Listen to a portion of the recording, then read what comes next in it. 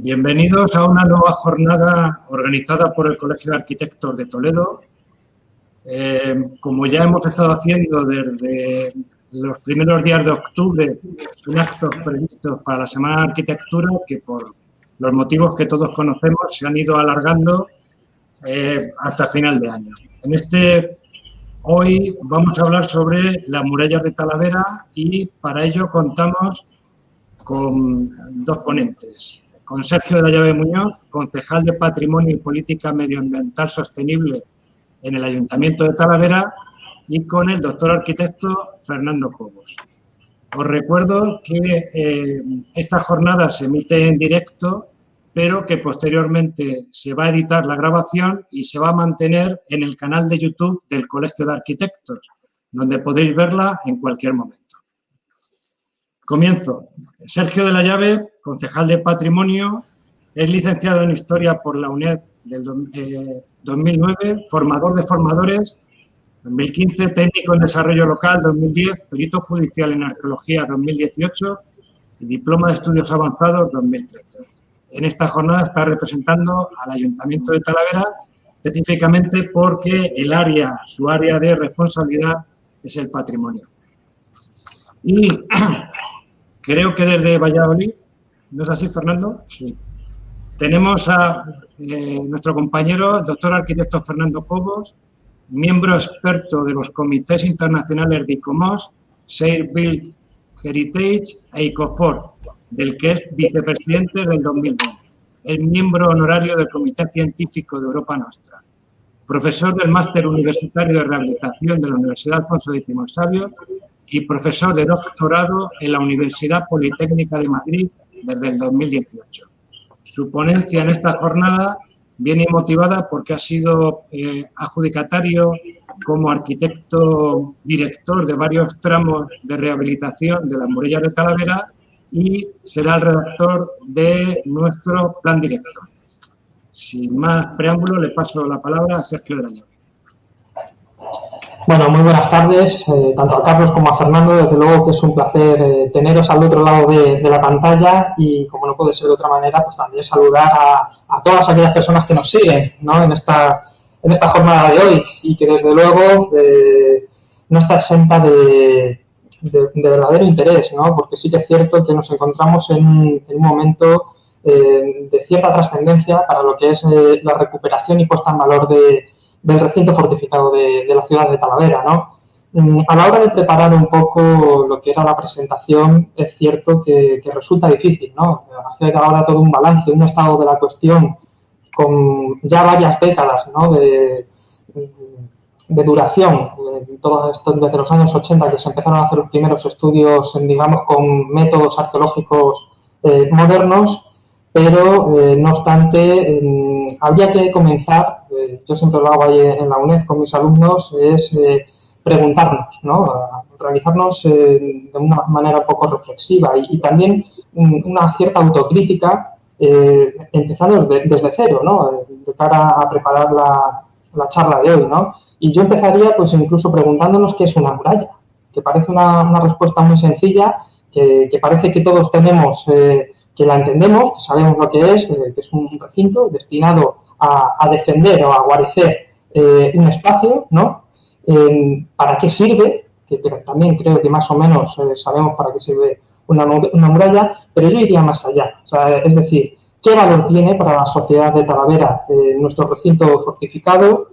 ¿Qué significa desde el punto de vista de la identidad, desde el punto de vista económico, incluso desde el punto de vista de la cultura, para los políticos también? Es decir, ¿qué significa en el día a día de los talaveranos y las talaveranas este bien cultural, ¿no? Y también hacer una reflexión seria en lo que se refiere a qué se ha hecho hasta el día de hoy, cómo lo hemos hecho y si hemos obrado de la forma más correcta, ¿no? Y en este sentido, ya más vinculado a lo que es la recuperación, la puesta en valor y no solamente lo que es la recuperación por recuperar, sino tener muy claro qué es lo que queremos hacer con la muralla. Evidentemente, la muralla estaba destinada como un elemento defensivo, pero hoy día no está, digamos, valorada para defender, sino que le estamos cambiando, digamos, ese uso, ¿no? Es decir, hacia dónde vamos, para qué vamos hacia ese nuevo camino y cómo lo vamos a hacer. Yo creo que ahí es importante pues los planteamientos que seguidamente hará Fernando al respecto, pero creo que es fundamental establecer toda esta serie de consideraciones de cara a la hora que tenemos por delante, por lo menos para, si no tanto para encontrar respuestas, sí para abrir nuevas líneas de debate y puntos de reflexión. Luego, más allá de lo que es la recuperación y las líneas que estamos marcando por iniciativa del propio ayuntamiento, también podríamos hablar de la muralla de Talavera como instrumento político. Y esto puede sonar a lo mejor un poco contradictorio, ¿no? Pero en muchas ocasiones, es más, puede valer para el caso que nos ocupa, como el patrimonio es utilizado como herramienta política, ¿no? En el sentido de buscar un discurso de identidad, un discurso de movimiento cultural, de movimiento económico e identitario, ¿no? Y para ello también pues estaría muy vinculada a la política a la hora de liderar pues cuestiones ya más vinculadas desde el punto de vista técnico, que es instrumentos de planeamiento e instrumentos de control sobre las acciones que se puedan desarrollar sobre esa muralla y su entorno próximo, porque no estamos hablando solamente de muralla, sino de todo el paisaje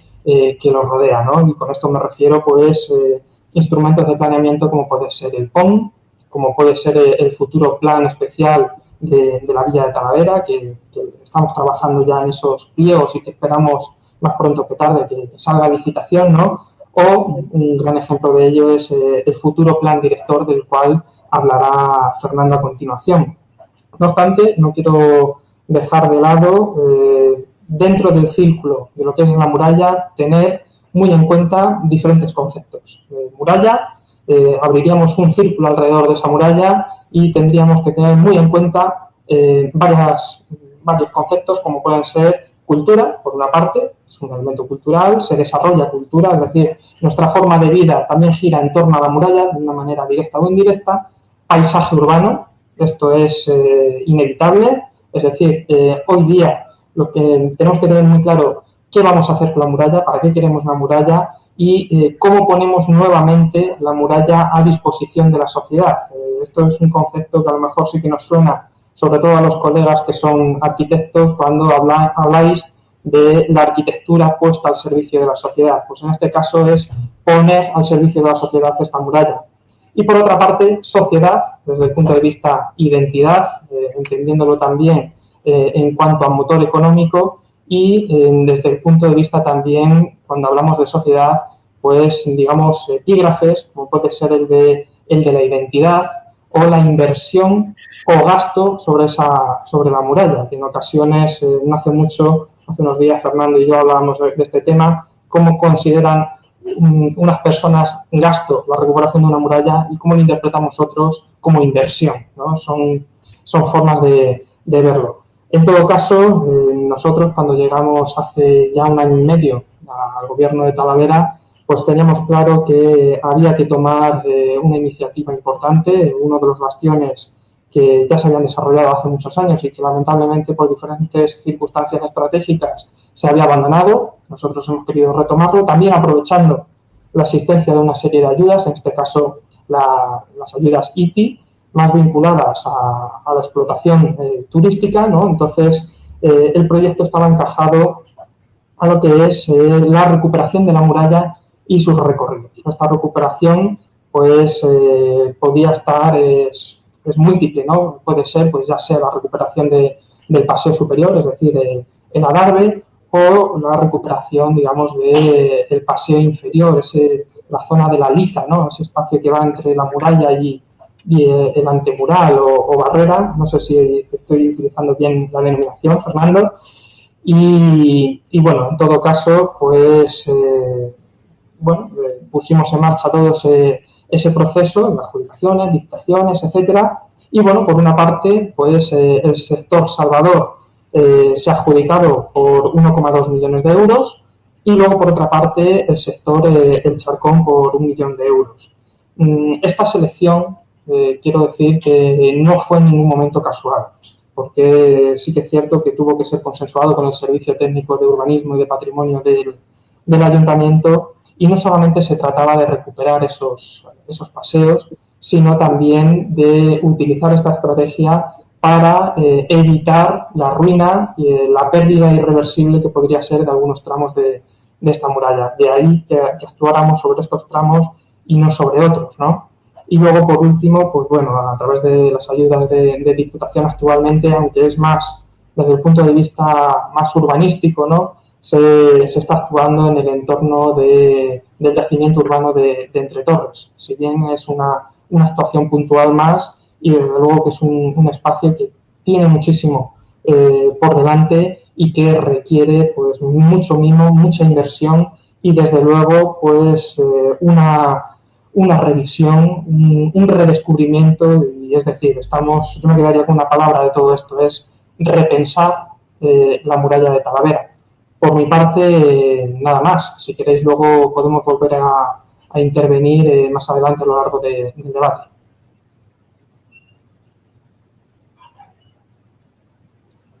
Bien, pasamos, si queréis, la palabra a Fernando Cobos y yo estaré aquí tomando notas para cuando terminemos.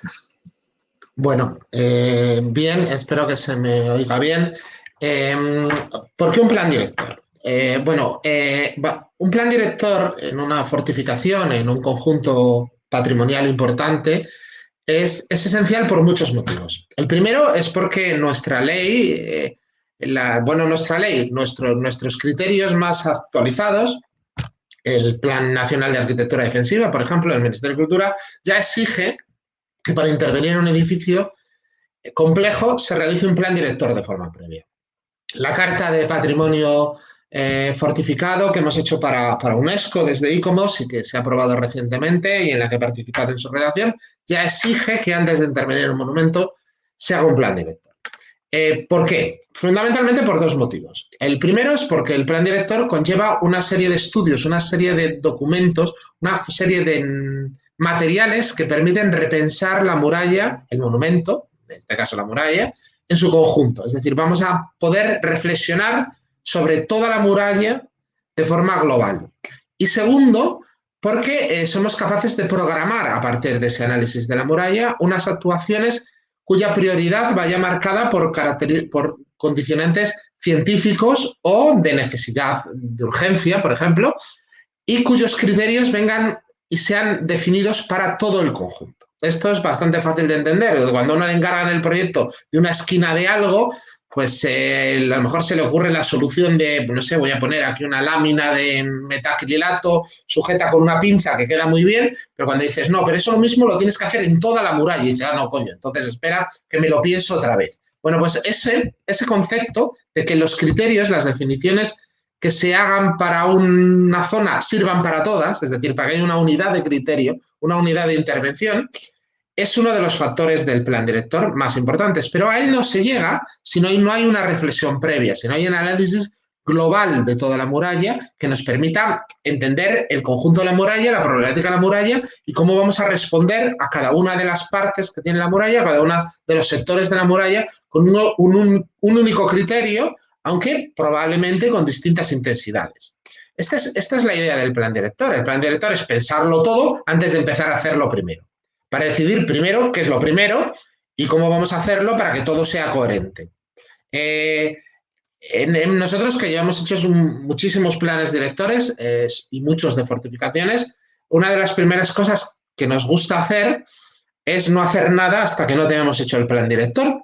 Pero lo curioso es que aquí entramos con dos proyectos en ejecución muy importantes y por tanto estamos forzados a ir pensando sobre el conjunto de la muralla al mismo tiempo que queremos intervenir en dos lugares. Afortunadamente el COVID nos ha dado un poco de respiro a efectos de plazos y eso nos ha ayudado a tener un margen para repensar la muralla. Y además nos ha dado la oportunidad, que normalmente en un plan director es algo que ocurre después de redactar el plan director, y esto sí es malo en general, nos ha dado la posibilidad de emprender dos grandes campañas arqueológicas, tanto en El Salvador como en el Charcón, que nos han dado una ingente cantidad de información que en estos momentos va a cambiar no solo la percepción que se tiene de Talavera de su muralla, sino que además a nosotros nos da unos instrumentos y unos conocimientos que son fundamentales para plantear la intervención.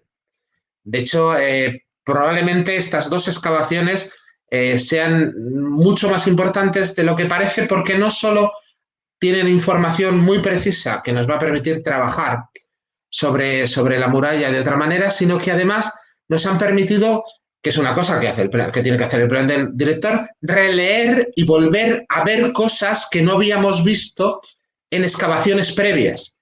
Datos que estaban ahí, pero que no éramos capaces de ver. Y el otro día con Sergio y con el equipo de arqueólogos que estamos trabajando decíamos, claro, es que esto ya se veía aquí, pero no nos dábamos cuenta que ya estaba aquí.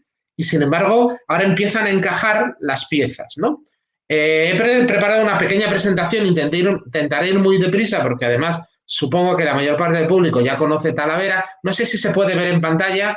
A ver, sí, justo, perfecto. Bueno, la muralla, ya sabéis todos dónde está Talavera.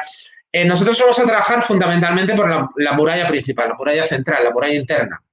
Aunque evidentemente hubo otros recintos que tienen relación con esta muralla, pero nos interesa esta muralla interna, sobre todo porque los tramos en los que estamos trabajando son los que se están en la muralla interna, pero además porque en el trabajo de definición de este muro interno están apareciendo mucha información interesante.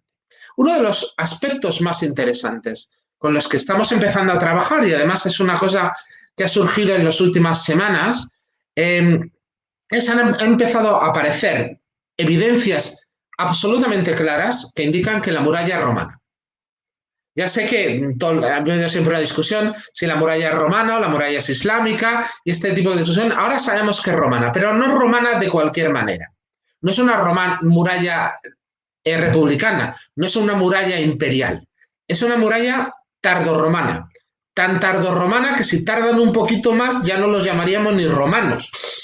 Y lo que está pasando es una cosa que ocurre también con las invasiones de los bárbaros en el norte de África, los vándalos, que también andan por aquí dando guerra, y es que las ciudades romanas, los hispanoromanos en este caso, los tunecinos romanos o argelinos romanos, lo que hacen cuando llegan estas invasiones es refortificar sus ciudades expoliando sus propios edificios.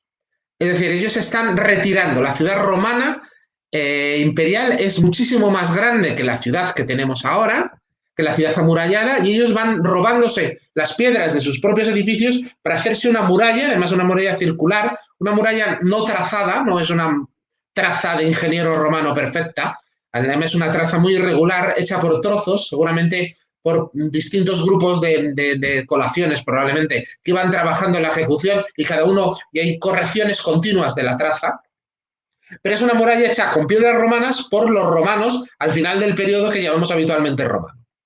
Estamos hablando finales del siglo IV, probablemente ya dentro del siglo V. Y están apareciendo muchas evidencias, desde huellas de sandalias romanas en los morteros de construcción de la muralla o muchos otros elementos que están permitiendo, incluso enterramientos, que están permitiendo conocer con precisión la cronología de la construcción de la muralla romana de Talavera. Y esto es una cosa importante porque otra de los diagnósticos previos del plan director es que Talavera quiere muy poco a su muralla o se quiere muy poco a sí misma en alguna medida. Es decir, yo creo que necesita autorreivindicarse y la muralla necesita autorreivindicarse como un monumento. Para mí sería igual de importante si fuera romana que si fuera islámica. No es una cosa que me preocupe especialmente, pero sé que esto puede ser importante. Es decir, esa es la idea de nuestra muralla romana. Es una cosa que deberíamos empezar a explicar a la gente. Tenemos una muralla, además, excepcional desde el punto de vista cronológico, porque está construida muy tardíamente, porque se producen unos procesos que desde el punto de vista histórico y documental y arqueológico es una auténtica mina y, por tanto, merece una atención especial.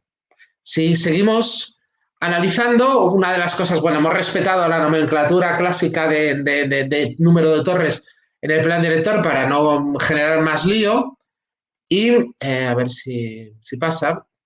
Y ahora lo que se ha hecho es un levantamiento planimétrico bastante preciso a partir de ortofotos muy precisas en la zona de la muralla que nos están permitiendo hacer unos levantamientos por primera vez precisos y que, como ocurren casi siempre, es decir, normalmente los levantamientos que teníamos hasta ahora de las murallas, que eran parciales, son precisos de forma muy concreta, pero respecto a los ángulos y a los trazados generales de la muralla están bastante desviados. Es decir, estamos encontrando que no teníamos una base planimétrica y una de las primeras cosas que tenemos que hacer es construir una base planimétrica. Si empezamos a hablar por sectores, la muralla no es homogénea porque no fue homogénea en su momento y no es homogénea porque su conservación tampoco ha sido homogénea.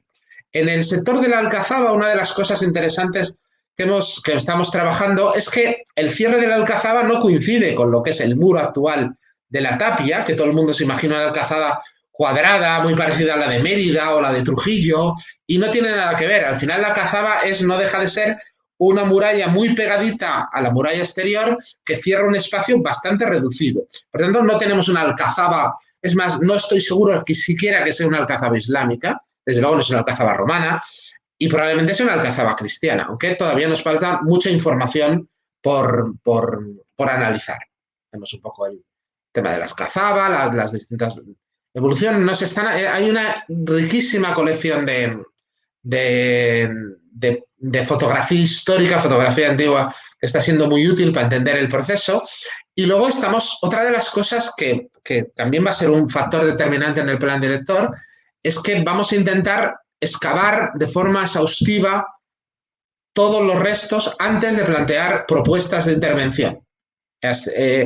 Lo hemos visto su necesidad en Charcón, hemos visto su necesidad en San Salvador, y cualquiera que se acerque a la Alcazaba y vea el muro de ladrillo en la restauración, que está a 30 centímetros con zapatita incluido por fuera del paramento original de la torre, se da cuenta de que cuando uno se pone a reconstruir cosas y no ha excavado lo suficiente, pasan estos problemas, ¿no? Es decir, que queremos que al final la intervención sea muy, muy respetuosa con los restos. El siguiente tramo es un tramo bastante machacado, pero que tenía una serie de espacios interiores, espacios que en algún caso estaban separados, una calle de adarve interior, del que se conservan algunos restos. En este punto ya empieza a haber un conflicto fructífero, productivo, entre el urbanismo y la conservación del monumento, que va a permitir al plan hacer propuestas que luego deberá incorporar el plan especial del casco histórico para establecer un diálogo entre la conservación de las edificaciones adosadas, que no hay por qué quitarlas todas, y la recuperación de algunos elementos característicos de la trama urbana asociada a la muralla. Si pasamos bueno, estamos viendo fotos de ese sector que todo el mundo conoce. Si pasamos al siguiente sector, es donde empieza a aparecer, donde es más interesante, esto que se llama la calle de la Barbacana. Una calle que existió entre el espacio de la Barbacana. La Barbacana es el espacio que hay entre la muralla principal y la muralla exterior, que se llama habitualmente barrera, y en ese espacio primero las casas llegan hasta la Barbacana por un lado y luego se ocupa la Barbacana con otros edificios y genera una calle interior que ha existido hasta tiempos relativamente recientes y ha sido rota por edificaciones que no la respetaron, pero yo creo que no tienen, alguna puede que tenga ya 100 años, pero yo creo que casi todas las que han roto la calle de la Barbacana no tienen esos 100 años. Estamos hablando de esta zona de restos, estamos hablando de fachadas interiores que se conservan, de espacios interiores, espacios intersticiales, porque en el fondo no deja de ser una calle, que a nosotros nos parece muy interesante y que además tiene una problemática distinta de los tramos de muralla, que es el siguiente tramo, Salvador o Charcón, que ya es una muralla vista, ya es una muralla con presencia, ya es una muralla con capacidades de ser recuperada en su volumetría, capacidades de ser recuperada en sus usos, en sus posibilidades de ser entendida y comprendida como una muralla. Luego leeremos al Salvador para explicar de forma más precisa lo que le pasa a este. La hemos excavado entera, se ha excavado entera por dentro y por fuera, y han aparecido dos torres, ha aparecido toda la sección de la construcción romana. Es bastante interesante lo que está apareciendo en estos momentos, lápidas reaprovechadas, antiguas conducciones atarjeas que la atraviesan, que son seguramente romanas. Esto es una torre robada circular en el frente. Estamos aplicando un criterio que hasta ahora no se venía aplicando de forma sistémica, y es plantear excavaciones completas por unidades estratigráficas naturales. Es decir, estamos excavando en un área muy amplia todo el espacio que nos permite tener referencias de cada nivel de uso de la muralla y, por tanto, tomar decisiones conociendo el conjunto del problema y no solo lo que aparece en tu catita de 2x2, que eso al final, desde el punto de vista arqueológico, yo personalmente creo que no vale para nada, pero desde el punto de vista de ayudar a la restauración no vale absolutamente para nada. El siguiente tramo, Charcón, es también uno de los tramos interesantes. Voy a intentar llegar un poco a las fotos de las últimas actuaciones arqueológicas. Ya sabemos que fue actuada en alguna medida, en otra está por hacer. Esto, por ejemplo, ha demostrado ser una tarjea seguramente romana, una salida de aguas romana original.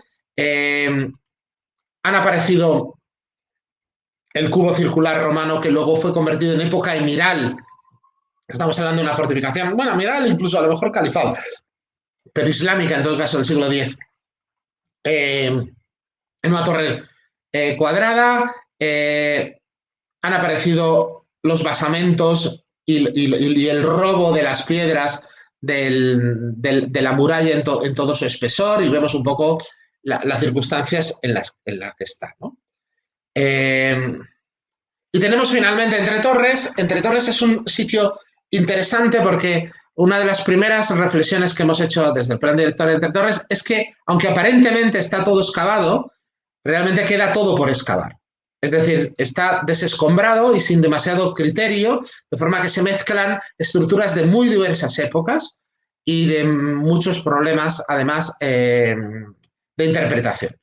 Pero en Entre Torres, curiosamente, aparece este elemento que estaba ahí, que ha estado siempre ahí, que es una calle romana previa a la muralla, o sea, una calle romana anterior a la muralla romana, que continuaba limpiamente hacia afuera y que la propia muralla cierra.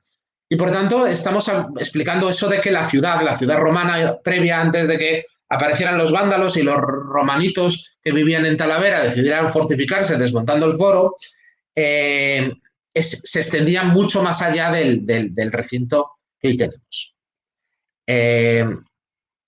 Estas son algunas de las referencias, los problemas de cuando la urbanización se decide llegar demasiado cerca de la muralla, los temas, luego hablaremos de los criterios de intervención.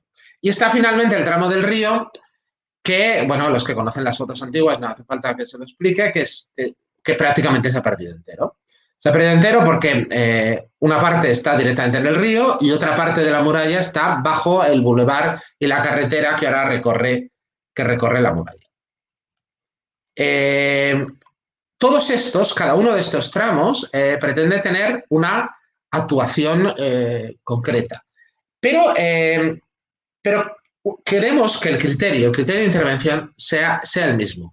Y una de las cosas que nos ha parecido muy interesante, aparte es el propio proceso constructivo de la muralla. La muralla está construida con piedras romanas robadas por los propios romanos, que además las van colocando para hacer la cara, y con esa cara van rellenando después a toda velocidad con piedras, cada tongada, y además echan encima, cada hilada más bien, y después echan una tongada de mortero de cal que muchas veces ni llega a penetrar en el grueso de las piedras. Es decir, nos está contando que se está haciendo con piedra espolio y nos está contando que se está haciendo a toda velocidad.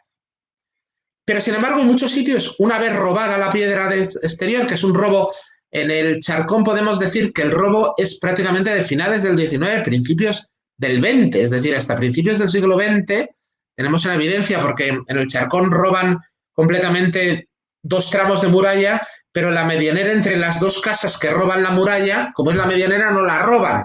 Y entonces ahí se conserva entera. Y por la cronología de la medianera sabemos cuándo roban la muralla. Y es un robo muy, muy reciente. Es decir, que la muralla ha estado prácticamente entera hasta hace muy pocos años. Bueno, muy pocos años. ciento y pico años. Y por tanto tenemos una casuística interesante. A veces la muralla ha sido comida por dentro y ha sido sustituida por las fachadas o las traseras de las casas. A veces la muralla ha sido comida por fuera y ha sido de nuevo sustituida por las casas, o no, o la han utilizado como pared de fondo. Y por tanto, en los procesos de degradación y las partes que se han ido perdiendo de la muralla nos van contando un poco esa idea que luego en El Salvador veremos. Por lo tanto, tenemos un proceso constructivo. Estamos trabajando sobre la cronología de las torres albarranas, la barrera seguramente sea de finales del 14, principios del 15. Estamos trabajando un poco en la cronología, y que teniendo en cuenta que acabamos de empezar prácticamente, y hay mucha información que todavía no hemos contrastado. Pero una de las cosas que queremos hacer es que el plan director, de acuerdo a se ajuste al menos a los criterios que hemos definido para la Carta de las Fortificaciones y Patrimonio Militar de UNESCO. Es cierto que la muralla de Talavera no es patrimonio mundial, pero no hay ninguna razón para que algo que no sea patrimonio mundial tenga menos atención o menos cuidado que algo que sí lo es. Los criterios no pueden... Bueno, como es patrimonio mundial, entonces vamos a tener cuidado, pero como esto no es patrimonio mundial, pues entonces nos lo vamos a cargar. No tiene mucho sentido. Y en la parte final, donde se definen los criterios, el primer criterio que se define, que es un criterio muy importante, es que evidentemente hay que hacer un plan director antes de intervenir. Y hay que conocer. Pero después se plantean los criterios de intervención a partir de la tríada vitruviana de firmitas, utilitas y venustas, y se explica claramente en el concepto de firmitas que las intervenciones de consolidación y de recuperación de la muralla tienen que ser compatibles, es decir, a ser posible compatibles estructuralmente y materialmente con la característica de la muralla. Es decir, tenemos una muralla que se apoya en grandes zapatas corridas, con una gran extensión de apoyo. Vamos a intentar no tener cargas puntuales, porque eso puede generar problemas de asientos y de incompatibilidad. Vamos a intentar resolver con fábricas aquello que son fábricas. Ese tipo de cosas. Vamos a intentar utilizar morteros de cal. Eso con respecto a la compatibilidad material. La utilitas es más interesante porque una muralla es básicamente lo que separa lo que está dentro y lo que está fuera. Esto es muy claro. Por tanto, si vamos a hacerle una escalera de subida a la muralla, lo más lógico es que se la hagamos por dentro de la muralla, no por fuera. Porque si se la hacemos por fuera, estamos contradiciendo el espíritu básico de la muralla, que es que por fuera no se entra. Se entra por las puertas, pero nada más. A la muralla se sube siempre por dentro. Luego los recorridos. En las murallas son... La solución militar funciona a partir de un recorrido. El recorrido del adarve, el recorrido de la barbacana, funciona el recorrido de la ronda interior. Por tanto, el funcionamiento de la muralla está hecho a partir del concepto de recorrido. Las murallas se recorren. Se suben a ellas o no, pero se recorren. No tiene... Su funcionamiento militar está diseñado para que se pueda... Para este tipo de... Por dónde se puede pasar y por dónde no, por dónde te dejo pasar, por dónde no te dejo pasar y por dónde circulan mis defensores. Y esto forma parte de la idea básica que la Carta de ICOMOS UNESCO pretende responder. La tercera cuestión con la que estamos trabajando es la compatibilidad de las venustas, ¿no? Dice la Carta que las intervenciones deben ser compatibles estéticamente con los monumentos previos, pero con dos condiciones. Primera, debe hacer perdurar y permitir que la continuidad de la lectura estratigráfica del monumento. No podemos dedicarnos a tapar y a rejuntar y a arreglar cosas que destruyan la lectura del monumento. Y además, la propia intervención debe ser legible en sí misma. ¿Pero qué significa que la intervención sea legible en sí misma? Pues significa eso que dice nuestra ley de patrimonio, que no se pueden hacer falsos históricos. Pero tiene que establecer también que ser compatible. Por ejemplo, voy a poner un ejemplo que es muy interesante. Cuando hicimos el plan director del castillo de Ponferrada, en Ponferrada hay 37 aparejos distintos. Cuando fuimos a presentar el plan director a la Comisión de Patrimonio nos dijo, bueno, pero respetaréis el patrimonio original en las obras, digo, el aparejo original en las obras nuevas. Y entonces le dijimos a la comisión, ¿cuál de los 37? El resultado fue que en el plan director del Castillo Ponferrada establece el aparejo número 38, que es un aparejo de piedra. ¿Podría ser de hormigón blanco? Sí, pero ¿por qué si todos los anteriores son de piedra, el nuestro va a ser de hormigón blanco? Es decir, respetamos la lectura estratigráfica, hacemos que nuestra intervención sea legible, pero al mismo tiempo estamos en armonía con el propio proceso. En el Castillo de la Mota de Medina del Campo, que es un edificio básicamente de ladrillo, cada época, desde Alfonso VIII de Castilla hasta la última restauración de Íñiguez Almech, había utilizado un ladrillo distinto en formato. De forma que nosotros podíamos medir un ladrillo y decir, Alfonso VIII, Enrique IV, Reyes Católicos, Agapito y Revilla en el siglo XIX, Íñiguez Almech. Entonces, cuando nosotros tuvimos que completar partes, sobre todo la puerta volada, en la guerra de la independencia, que necesitábamos para recuperar el sistema original del puente, dijimos, ¿qué ladrillo vamos a usar? Bueno, podríamos haber de nuevo usado hormigón blanco. Decidimos utilizar ladrillo. ¿Por qué decidimos utilizar ladrillo? Hombre, pues era obvio, porque teníamos toda una historia de ladrillos de distintos formatos.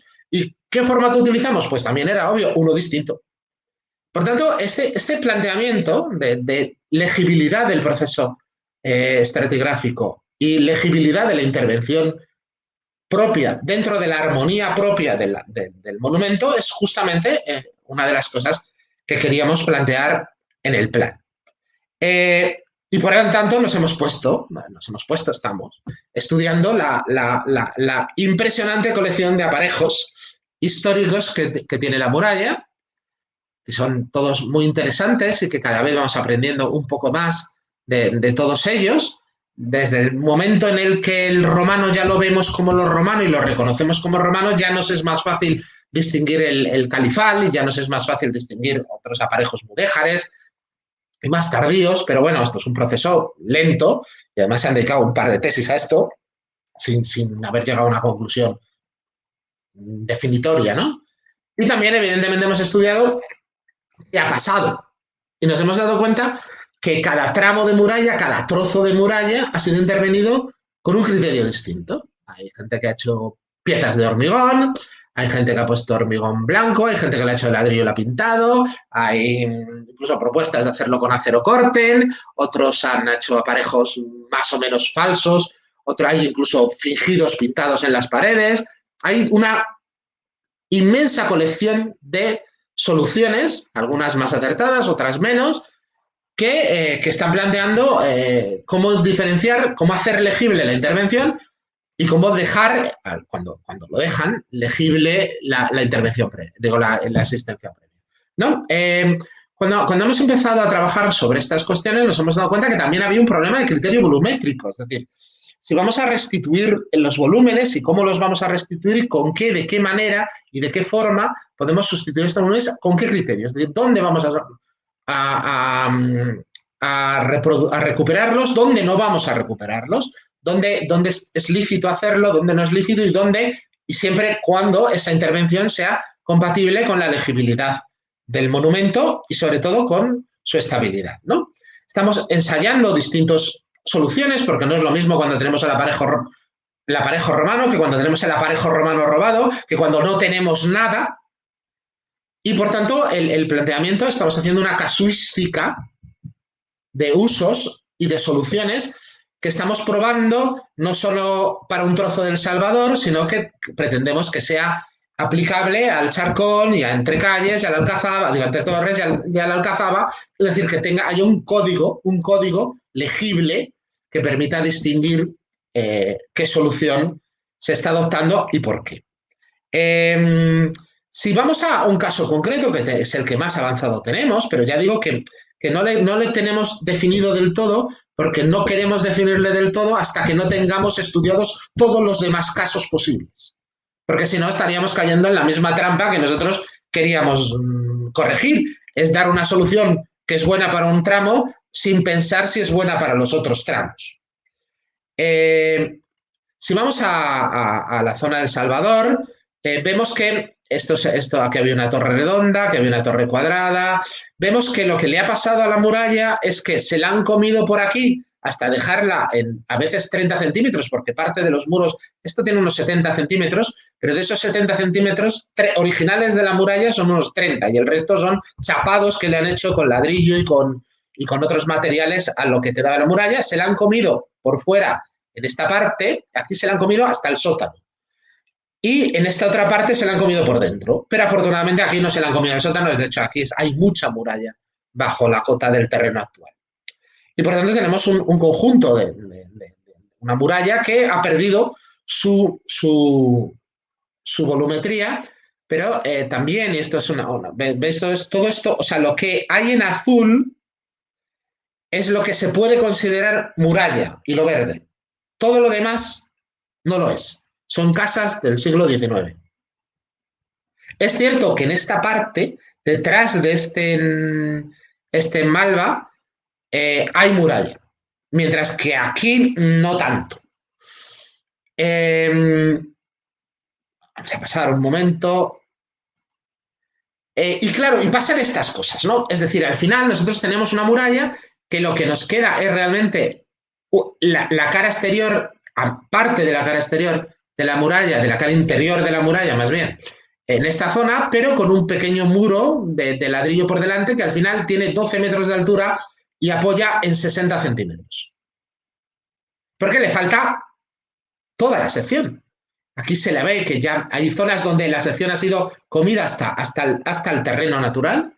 Hay zonas donde la sección ha sido comida, pero no hasta el terreno natural. Y hay otras zonas donde la sección ha sido menos comida y tenemos una parte del núcleo, en este caso del núcleo romano, que en este caso, por ejemplo, en este otro tramo, está prácticamente entero, que corresponde a este frente. Las torres han desaparecido todas. Y como a medida que avanzamos hacia acá, empieza a ocurrir lo contrario. Es decir, empiezan a comerla por dentro y terminamos teniendo una pared que ahora no podemos ver porque hay casas adosadas, pero que si no se han llevado las piedras romanas serán romanas y si no será el núcleo de la muralla romana, porque yo creo que las piedras sí se las han llevado, que hace de pared dentro de estas casas, ¿no?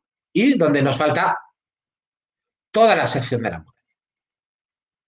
La intervención, por tanto, que se va a plantear es recuperar la sección de la muralla con un aparejo distinto, pero además con un muro que sea hueco. O sea, lo que queremos hacer es un muro hueco, no vamos a hacerlo macizo necesario, porque así estos restos, que aunque sean del 19, tienen cierto interés, van a seguir siendo visibles. Es decir, lo que vamos a hacer es y vamos a aprovechar ese espacio hueco para meter la escalera por dentro, para subir a la muralla, pero una escalera a la que se va a acceder desde dentro.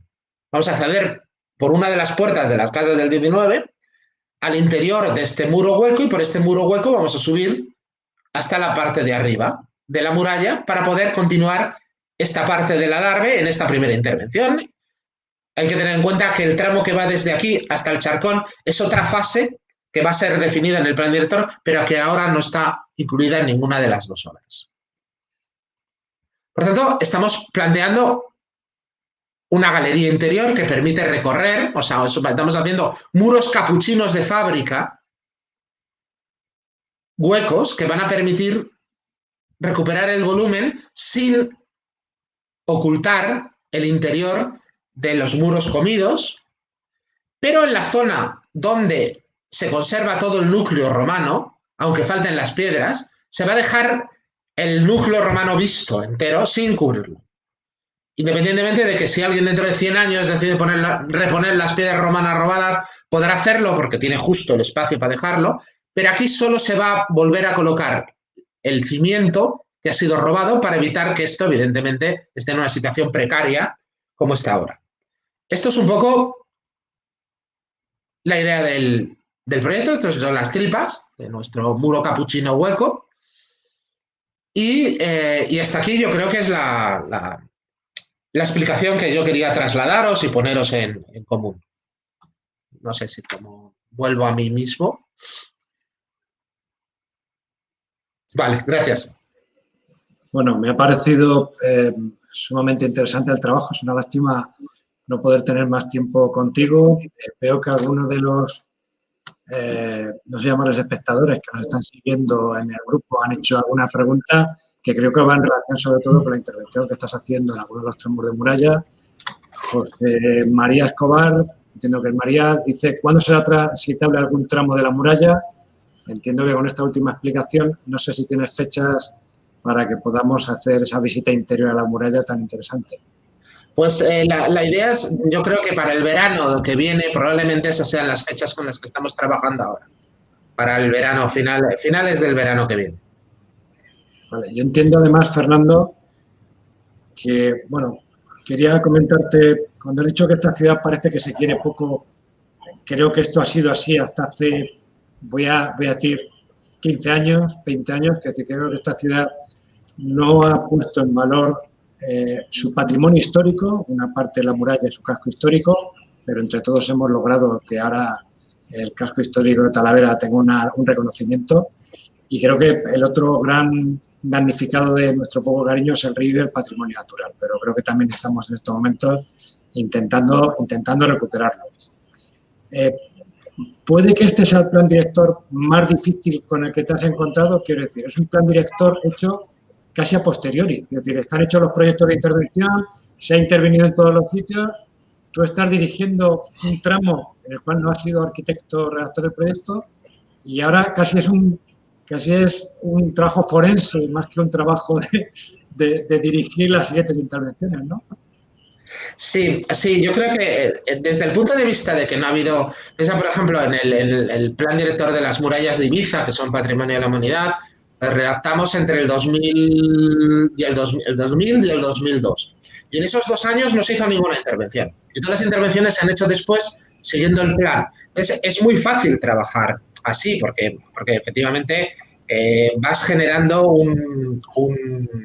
una dinámica a partir de un programa de intervenciones perfectamente marcado, hecho en función de criterios puramente científicos. ¿Qué es lo más interesante? ¿Qué es lo que me va a dar más información? ¿Qué es lo que corre más urgente? ¿No? Entonces, este planteamiento es cierto, pero fíjate, independientemente de que aquí estamos haciendo un plan a contrapié, el hecho de haber empezado con la arqueología, porque una cosa que se ha hecho muy bien, y no es una cosa que hayamos planificado nosotros, es una cosa que ha planificado el ayuntamiento, es que en los 2 sectores en los que se va a intervenir, la arqueología ha ido por delante. Entonces, el hecho de que haber podido excavar completamente la zona del Salvador y tener casi excavada del todo la zona del Charcón, nos ha dado una información extraordinaria que normalmente cuando haces un plan director, lo primero que haces es programar excavaciones, pero que esas excavaciones no llegan hasta 1 año, 2 años o 3 años después de que has redactado el plan. Y esa información no la tienes cuando redactas el plan. Y aquí, sin embargo, la tenemos. Y, por tanto, lo que es una desventaja por la premura, por la necesidad de cambiar cosas, por la necesidad de replantearse casi todas las intervenciones casi de cero, pero al mismo tiempo teniéndolas que ejecutar, también tiene la ventaja de que hemos tenido medios y fondos para hacer excavaciones que no hubiéramos podido disponer de ellos en condiciones normales. Nosotros en el caso de Ponferrada, me acuerdo, hicimos el plan director, se hicieron algunas obras de emergencia y las excavaciones principales tardaron 3 años en llegar. Y solo a partir de ellas, pero Ponferrada, por ejemplo, un plan director en 2 fases. Entonces, la fase de propuestas definitivas estaba después de las excavaciones, pero se tardó casi 5 años en poder redactarla. Y, por tanto, el hecho de disponer de esa información, de disponer de medios, de tener empresas con dinero, con arqueólogos que pueden intervenir, nos está dando mucha vida. Yo creo que sí es cierto que estamos muy atropellados y estamos histéricos y estamos trabajando como locos porque estamos continuamente cambiando, pero también es verdad, y enlazo con lo primero, es decir, Talavera siempre me ha parecido una muralla espectacular por sus albarranas, por las torres albarranas increíbles que tiene, que son de las mejores que hay en España y en el mundo. Es decir, ¿cómo es posible que una muralla con estas torres no esté mimada? Pero es que ahora que me he metido en el mundo del muraco romano, empieza a fascinarme todavía más. Y ahora, de hecho, si os habéis dado cuenta, yo no he hablado nada de las albarranas. Y he publicado muchísimas cosas sobre albarranas y me encantan las albarranas y podría haber dado un discurso sobre la evolución de las torres albarranas en España. Y no he hablado de ellas todavía. Ya llegará. Pero porque realmente estoy muy emocionado con los resultados que está dando el muro romano. Estoy muy emocionado con la historia, con la génesis de la muralla, la idea de la ciudad fagocitándose a sí misma. Me parece preciosa, me parece una ciudad, una idea muy bonita. Sobre todo cuando los romanos lo hacen. Claro, evidentemente los amantes de los templos romanos no estarán tan a gusto, ¿no? Pero sí, y a lo mejor también parte de la decadencia de la propia, la calle de la Barbacana y como las casas adosan y tal, es una forma de la ciudad de volverse a fagocitar a sí misma, y seguramente la última ciudad que ha nacido en Talavera también es otra forma en la ciudad de volverse a fagocitar a sí misma. A veces con resultados estéticos mejores o peores, pero está claro que hay una tendencia clara en Talavera a comerse la ciudad por los propios habitantes, ¿no? Pero a mí me parece fascinante, me parece desde el punto de vista, no me parece un lugar aburrido. Fíjate, ha habido planes directores que ni siquiera nos hemos presentado, ¿no?, a los concursos porque nos parecían aburridos, porque no íbamos a encontrar nada, no íbamos a descubrir nada, no íbamos a poder resolver nada. Y este es muy divertido. Muy difícil, pero muy divertido. Me alegro. Además, esperamos disfrutar los resultados pronto. Yo creo que esta pregunta iría a Sergio. Templario comenta, bueno, si el plan director tiene previsto plazos de ejecución y la previsión de posibles fondos para llevarlo a efecto. Y si se tiene previsto la reconstrucción de algún tramo. Yo creo que en el tema de fondos sería Sergio el más adecuado para responder a este tema. Bueno, yo imagino que el plan director, no domino los contenidos que tiene, pero me imagino, y ahí está Fernando, que lo conoce al pie de la letra, tendrá marcados a lo mejor una serie de fases destinadas por sectores, o a lo mejor priorizando una serie de trabajos sobre otros, ¿no? En cuanto a los fondos, pues a lo mejor se puede hacer un cálculo aproximado de lo que puede conllevar recuperar cada uno de los tramos. Lo cierto es que al final resulta difícil, ¿no?, de cuantificar al detalle la recuperación de unos tramos, porque luego depende de cuestiones también urbanísticas, cuestiones arqueológicas, que en muchas ocasiones, tal y como ha dicho Fernando, te pueden modificar un proyecto de arriba abajo en función de lo que pueda aparecer, con lo cual es más complicado. En cuanto a fondos, pues los fondos los estamos trabajando. Ahora mismo estamos tirando de la ITI, tenemos también los convenios de Diputación, que suelen ser de cada proyecto unos 250.000 euros, como es el caso de Entre Torres. Estamos actualmente en ese proceso de revisión de esa solicitud que hicimos al 1,5% cultural, y estamos también a esperas, yo espero que sea así, en esas nuevas ayudas de reconstrucción que van a venir de Europa. Hay algunos conceptos que creo que son muy interesantes. Se habla de regeneración urbana. Entonces, en función de ese término de regeneración urbana, si se puede encuadrar o adaptar alguna línea de recuperación en cuanto a la muralla se refiere, pues bienvenido sea. No obstante, las ayudas hay que ir viendo a medida que van saliendo cómo se pueden ir encajando, porque si bien es cierto es que el Ayuntamiento de Talavera, y todos lo sabemos, lamentablemente, con fondos propios les resulta técnicamente imposible asumir pues una inversión de 1 millón, 2 millones de euros exclusivamente en muralla a nivel presupuestario. Bueno, una cosa, si quieres hablar, el plan director establecerá un programa de prioridades y un programa de inversiones. Un programa de inversiones que no se cumplirá nunca, no se ha cumplido ninguno. Pero lo importante no es tanto que se cumpla, sino que se tenga. El plan director del Castillo de Ponferrada lo hicimos en el año 94, si no recuerdo mal, y sirvió primero para firmar un convenio entre Diputación, Ayuntamiento, Gobierno Regional y Ministerio para las obras más importantes de emergencia, y después el mismo plan director sirvió para que el programa Urban, que llevan los noruegos, nos diera 7 millones de euros, porque consideraba que el castillo era una instalación urbana, es decir, que no un equipamiento urbano, lo es, de hecho está en el medio de la ciudad, y tiene biblioteca, y tiene salas de exposiciones, y tiene muchas cosas que son una equipación urbana. Pero básicamente el plan director lo que está contando es lo que quiero hacer, cuánto cuesta y en qué orden voy a hacerlo. El cuánto voy a tardar dependerá, en el fondo, de muchos factores. En Ponferrada estamos acabando ahora la última intervención, que sufraga el 1% cultural, es decir, llevamos más de 20 años no, 20 años, sí, 94, sí. Llevamos 26 años haciendo obras, a veces muchas obras, a veces años y años sin hacer ninguna, pero el plan director siempre estaba ahí. En Ibiza, por ejemplo, el plan director se hizo, lo he dicho, del 2000 al 2002 y desde entonces, todos los años, se ha hecho una obra del 1% cultural, de acuerdo con el plan director.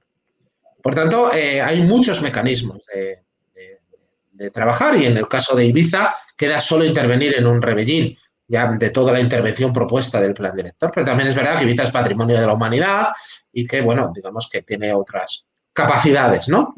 Pero yo creo que lo importante del plan director, habrá que hacer un programa, normalmente nosotros los programas de inversión de los planes directores los solemos hacer a 8 años, pero yo todavía ninguno he conseguido acabarlo en 8 años y algunos tardan 25, 26, 27, 30 o a lo mejor lo acabarán nuestros nietos. Pero una vez que estableces la prioridad y defines los criterios, ya lo otro es, ya caerá, ya llegará. No va a ser no vamos a arreglar Talavera de aquí a 5 años. Y además lo bueno del plan director es que va a tomar decisiones, va a hacer propuestas que a lo mejor no se pueden ejecutar de forma inmediata, pero que van a estar ahí marcadas, que van a terminar en el planeamiento y que terminarán generando resultados a lo largo del tiempo. Yo creo que esa es otra de las virtudes que tiene tener un plan director, ¿no?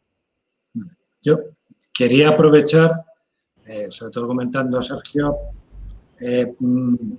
recordar una figura que hubo hace tiempo de las famosas escuelas taller. Creo, Fernando, que supongo está trabajando por toda España, se estará encontrando, como nos encontramos en Toledo, con una absoluta falta de profesionales especializados en trabajar en monumentos históricos, en trabajar con morteros de cal, en saber cómo se hacen determinados aparejos.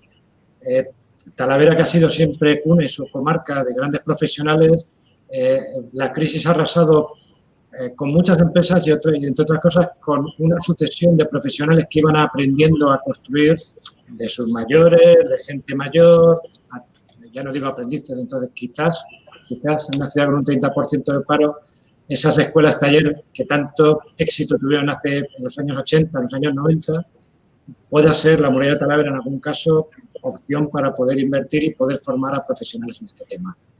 Quería trasladar a Fernando la pregunta que hace el compañero Fernando Arenas sobre si el plan director contemplará también todos los procesos de gestión cultural para poner en valor el monumento y cómo se está planteando. Sí, en principio el plan director tiene un apartado de gestión que establecerá los mecanismos. Es importante el plan director desde el punto de vista de la gestión por muchas razones. Primero, porque el plan director hay cosas que no va a poder hacer por sí mismos, que las va a tener que hacer de la mano de los planeamiento urbanístico. Hay en otros aspectos, el plan director establece criterios que una vez aprobados por las comisiones de patrimonio y por los organismos de patrimonio se convierten en comillas, ley. Es decir, que va a solucionar muchos de los problemas de no estar discutiendo en cada momento con patrimonio, va a solucionar temas de propiedad. Es decir, un plan director que no tenga un buen plan de gestión, y no solo gestión cultural, estamos hablando de un plan de gestión integral, no es un buen plan director y además normalmente no funciona. Luego la capacidad, el estudio jurídico, la capacidad de instrumentalizar la relación con los vecinos, la relación con los vecinos colindantes, que estas también son importantes. Esto va a ser, yo creo, una pieza fundamental del plan, pero ahora mismo estamos ahora en el plan director, que sea este problema que tenemos que ir definiendo actuaciones al mismo tiempo que vamos definiendo el análisis, estamos realmente en la fase de análisis. Estamos en una fase en la que estamos avanzando algunas propuestas, pero sobre todo estamos intentando plantear un análisis que nos permita tener una visión global. Y por tanto es muy pronto todavía para definir eso, pero sí, hay un plan de gestión asociado al plan director. Vale, tenemos otra pregunta. Entiendo la curiosidad de quien te lo pregunta, que habla sobre en qué te has basado para decir que algunas fábricas de la muralla romana estaban ejecutadas a toda prisa. Bueno, sí, es que es una pena porque esto del COVID y estas cosas, esto se había hecho mejor de visita por la muralla. Es decir, cuando ves los rellenos de la muralla, bueno, primero la piedra está robada y está robada con cierto orden, también es verdad, porque buscan encontrar las hiladas, pero de vez en cuando meten lo primero que pillan.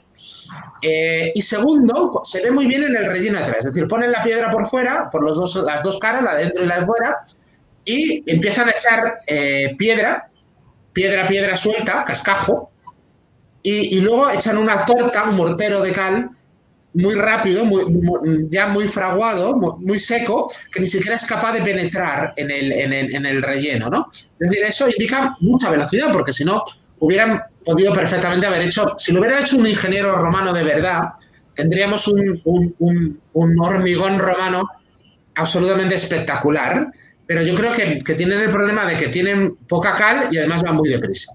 Y por tanto están haciendo eso, lo que es una torta, piedra suelta, otra torta, piedra suelta. Es un proceso de elaboración muy rápido y se ve claramente en eso nos basamos. Esa es la idea global de tenemos el escudo y el relleno interior. Tenemos otra pregunta que es ¿qué enfoque se le puede dar a tramos como el de la corredera? Yo creo que entiendo que significa sobre todo a este paso interior, a esta larga interior que ya el plan especial en su momento planteaba ir recuperando para la ciudad, pero que es manifiestamente complicado, entiendo. Sí, a ver, bueno, la corredera yo creo que la corredera además tiene dos fases, tiene dos fases claras, pero hay que precisarlo. Yo creo que hay un momento en el que se construye hasta la barrera, es decir, hasta el muro exterior, y se hace fachada interior, y la calle La Corredera es una calle completa, que es una calle de ancho variable, porque cuando tiene que pasar por el arco es más estrecha, pero cuando tiene la muralla, pero se ve la muralla, es decir, y sin embargo hay una segunda fase en la que se colmata el espacio entre torres para dejar una calle de ancho continuo, por así decirlo, que coincide con el ancho del arco. Por tanto, hay dos etapas de ocupación. La primera ocupación probablemente no es muy antigua, pero a lo mejor ya estamos hablando del siglo XVIII o XIX, 19 seguro, pero 18 a lo mejor incluso en algún caso. Una de las cosas que intentaremos hacer, pero todavía no hemos hecho, cuando hagamos en el estudio histórico, es revisar el catastro del Marqués de la Ensenada, a ver qué información nos da sobre esas propiedades. Que seguramente sea interesante ver si ya en la época del Marqués de la Ensenada existen edificaciones adosadas a la muralla y cómo. Pero lo que sí está claro es que tanto la corredera como calle pública, corredera de la Barbacana, como una ronda interior separada de la muralla ha existido relativamente hasta hace poco tiempo. Y luego ha ido, pues evidentemente se la ha ido comiendo la gente, pues porque de un momento determinado. Es que el problema de las calles, de este tipo de calles, es que cuando uno la corta, la calle ya deja de tener sentido para todos los demás. Entonces, se ha pervivido en las zonas donde ha pervivido, es un auténtico milagro, porque una calle que no se puede recorrer no es una calle. Y yo creo que es el proceso, seguramente, tenemos que ver cuál es la primera calle que corta la corredera. Yo diría que es finales del 19, la primera casa que corta la corredera de forma clara. Principios del 20, quizá. Muy bien. Son las 8. Yo creo que hemos tenido una jornada de una hora muy intensa y muy provechosa. Quiero recordar a las personas que nos están siguiendo, animarles a suscribirse al canal del Colegio de Arquitectos, activar las notificaciones, ya sabéis, la campana en la esquina superior derecha. Y, bueno, agradecer, como siempre, al Ayuntamiento, en este momento a la figura de Sergio de la Llave, que siempre participan en todas nuestras jornadas, y creo que la colaboración entre el Colegio de Arquitectos y el Ayuntamiento de Talavera es muy directa y muy estrecha, como no podía ser de otra forma. Y, sobre todo, agradecer a Fernando Cobos, que ha sido el que más ha trabajado esta tarde, su exposición. El trabajo parece interesante y yo creo que ya estamos todos deseando poder verlo, poder valorarlo y poder disfrutarlo. Y nada más, interrumpir aquí la emisión y os esperamos en una próxima jornada. Muchas gracias. Gracias. Un abrazo.